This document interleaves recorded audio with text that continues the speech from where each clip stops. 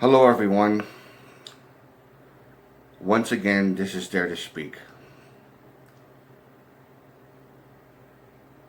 There are some things that I witnessed growing up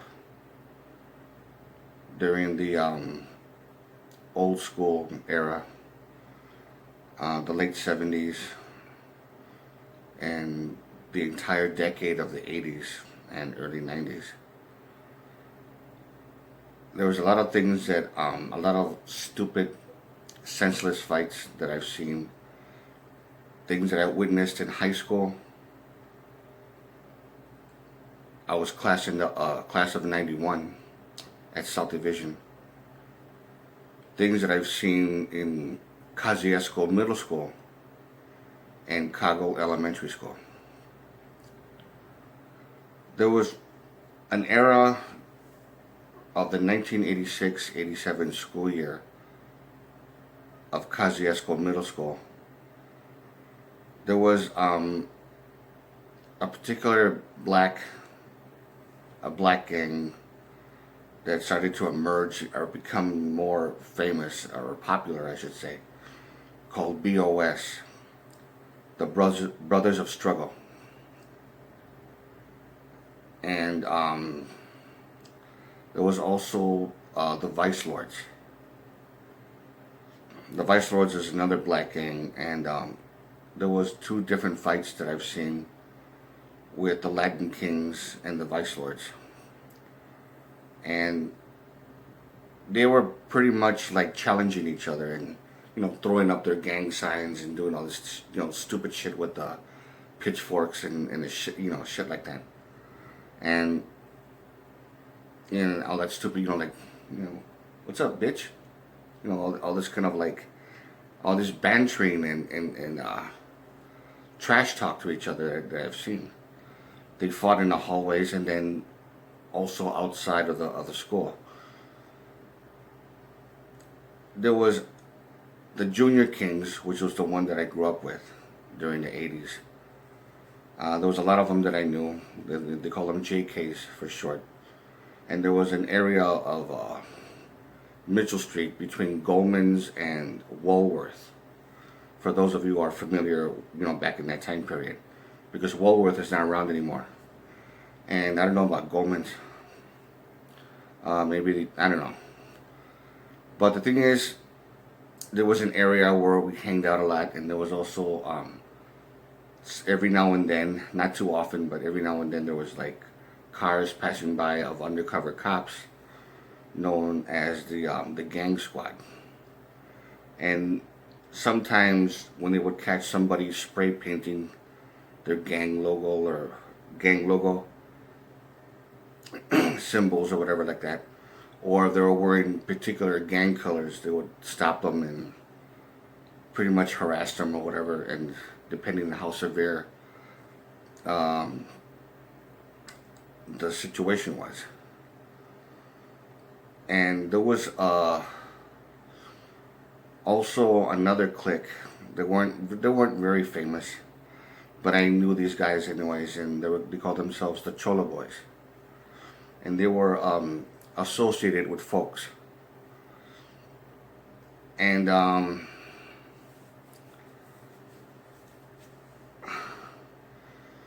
didn't really, I wasn't really in the gang or whatever like that. I wasn't really whatever about it, but I hanged out with them a lot. And the thing about it is, because I knew them as from middle school,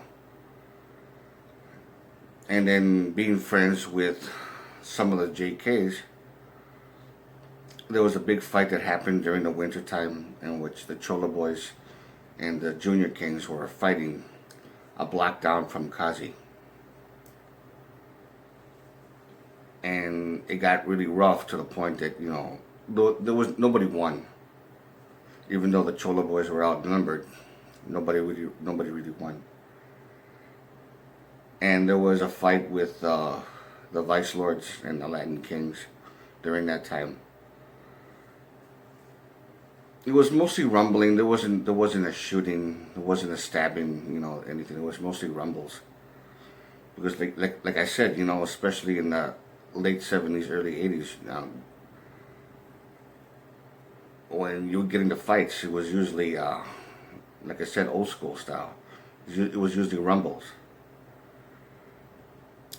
It was like very rare that I would see someone pull out a gun and shoot somebody, compared to right now, which is completely different. Or during the time in 2003 when I got jumped by the 19th Street Latin Kings from, they decided to move over to, come by over here to the neighborhood over on the south side. There was,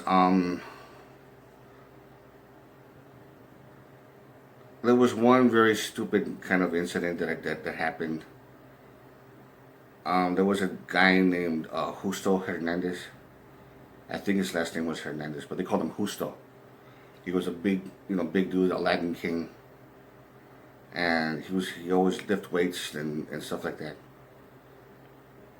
I forgot what he died of.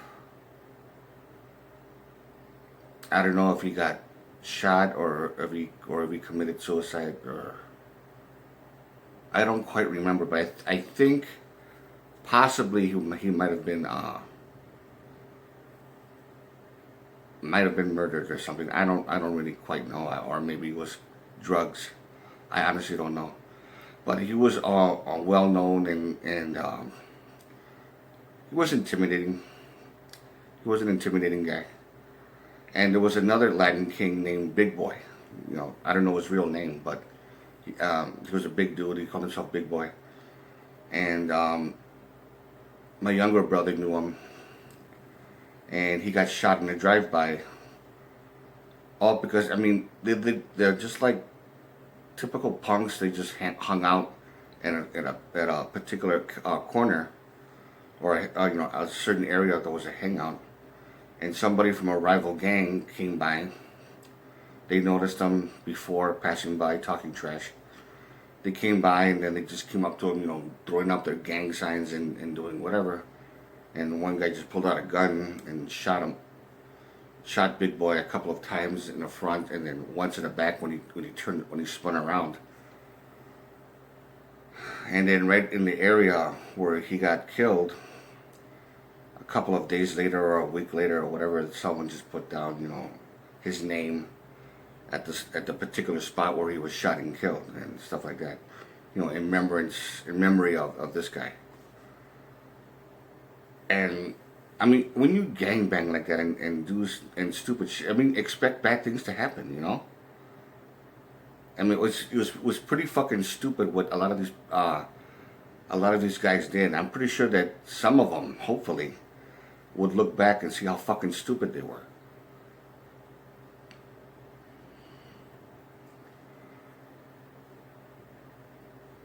There was another guy that I was pretty cool with. His name was Bule. And I thought he was 56 years old when he died, but he was 53. So I got the age difference wrong. But he was a fat dude. He was a big guy. He had a weight problem. But Bule was, he was pretty cool. He was a cool guy. He wasn't really all that how do you say it, smart when it comes to staying away from trouble. He wasn't a real hardcore troublemaker. He was more laid back. But still, everything with fights and everything and all that kind of shit like that. But I got along with him. He was pretty cool. I just thought that he would just get out of that, stay away from that shit. But he was older than me, so. And I remember a lot of these things happening on Mitchell Street. They would have festivals there, which they don't have anymore. And I just noticed, even with some gangs, rival gangs that would come and go, the Latin Kings were so large in numbers. They were so fucking large. In the 70s, it used to be the Spanish Cobras. And the Spanish Cobras, they were large in number, and they pretty much dominated the 70s, especially the late 70s. and the first 2 years of the 1980s, up in like 80, 81, and then there was a slow downslide because a lot of them ended up going to prison for stupid shit that they did, you know, for gangbanging, killing somebody, and not giving a fuck about what they did. And these were most of them were like a real bad, very intimidating type of Spanish Cobras. In the Milwaukee chapter, it was started by the Medina brothers, William Medina and Jamie Medina, and they were pretty much a force to be reckoned with, or from what I understand from reputation. I never really met them, but they were feared and stuff like that. But the thing about it is, there was also Anibal Santiago. There was other Spanish Cobras that were well known, and this other guy, this Puerto Rican dude with a big afro, which I talked about in one video, it was entitled "When Spanish Cobras Ruled My Old Neighborhood," where I talked about the history of it. For those of you who haven't seen it, it's a good video to watch. I talked about the rise of the Spanish Cobras and the fall of the Spanish Cobras when they lost to the Latin Kings, and why they lost. I pretty much explained how it all went down. And it happened in 1983. There was, like I said, with the black gangs like BOS, Brothers of Struggle. They were mostly they're not from the south side, but I forgot what part. I think it was the north side or whatever. But they were pretty much another gang that was also gaining popularity during the mid and late 80s. So there was a lot of rumbles and gangbanging back then, and even though all that shit was going on, I never really got into any serious trouble with anybody, the kind of thing, because I pretty much knew everyone. I just didn't approve of what they did. So if you like this video, give it a thumbs up. Any questions or comments, you know what to do. And to all of you, take care.